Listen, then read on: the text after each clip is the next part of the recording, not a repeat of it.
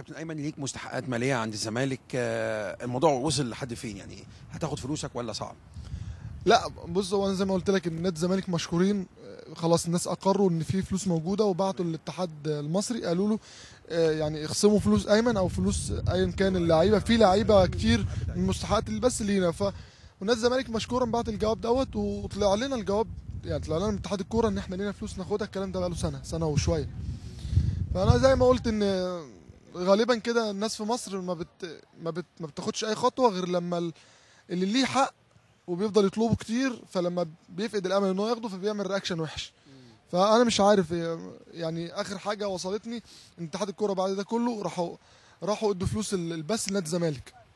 فواضح ان في شخص ما او حد ما ليه مصلحه مع نادي الزمالك، او هم يعني في الاتحاد، لا في الاتحاد، يعني هم مش عايزين يصطدموا بالزمالك وبالاهلي، بالانديه الجماهيريه الكبيره اللي هم ليهم اصوات في الجمعيه العموميه، وان هم يقدروا يلموا الناس، الزمالك والاهلي طبعا بجماهيريتهم، فهم بيخافوا يصطدموا بيهم. طب الفلوس دلوقتي انت بتقول لي الاتحاد اداها للزمالك، اه طب الزمالك ليه بقى ما طلعش فلوس اداها لكم؟ عشان هو اوريدي اساسا هو ملوش ذنب، الزمالك ملوش حق في حق، يعني الزمالك ملوش خلاص، هو بيجاوب يطلعه. فاحنا دلوقتي المفروض ان احنا نستنى اتحاد الكوره مشكورا لما فلوس بس تانية تيجي ويمنوا علينا فيدونا فلوسنا. انا حصل معايا مرتين الموضوع دوت، قعدت اشتكيت نادي كوجالي اللي كنت بلعب فيه في تركيا، ووقفوا لهم القيد، تمام، ومفيش حاجه اسمها قيد الفتح بقى عشان انت ليك صاحب او ليك حاجه، يعني خلاص غير لما يدفعوا الفلوس او يرجعوا لك ويبقى في اتفاق كتابي بينك وبين النادي ان احنا معلش هنستنى مثلا شهرين ثلاثه.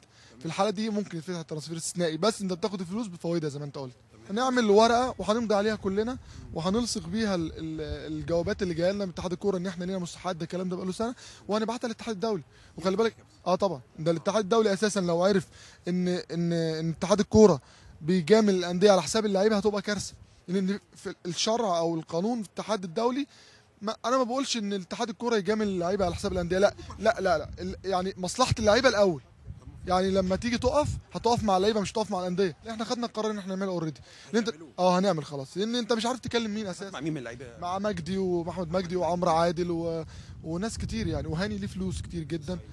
فاحنا عمرو زكي جاي وحازم امام جاي. لا دول مالناش علاقه بيهم، دول على قوه نادي الزمالك. الزمالك بعت برضه لاتحاد الكوره قال لهم ادوهم فلوسهم فلوس البث، نفس القصه بالظبط. ما اصل بص هم عايزين يلفوك في دايره مغلقه، دايره، وبتروح لكل واحد، وده يقول لك اصله مش في ايدي، وبعدين يقول لك ده مش في ايدي، طب روح لدوت، وبعدين احنا خلي بالك على وجه لك احنا لفينا على كل اللي في اتحاد الكوره، وكل واحد تروح له يقول لك اصل الموضوع مش معايا، الموضوع مع الحسابات، تروح الحسابات يقول لك اصل الموضوع مع الضرايب. وخلوا شؤون اللاعبين تعمل لنا جواب جديد، تمام، ان الفلوس يعملوا لكم الفلوس المستحقات من غير الضرايب، واحنا بعد ما نخصم الضرايب ونحسبها هنلاقيها وصلت كده فنديكم الفلوس، تمام. شؤون اللاعبين راحت عامله كده مشكوره، يعني عملوا الجواب. لا مفيش فلوس برضه، هيقول لك بقى حاجه جديده. في الجواب هتبعتوه لي فيفا دوت ممكن يجيب نتيجه؟ طبعا.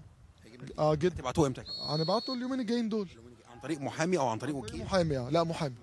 لا محامي في اوروبا. مين اللي جابه يا كابتن؟ بتاع ربنا عمرو عادل يعرف حد، هنعمل له الجواب ونعمل له توكيل ويروح اتحاد الكوره. في اتحاد الكوره اشتكي اتحاد الكوره ان هو واقف ضد اللعيبه مع الانديه.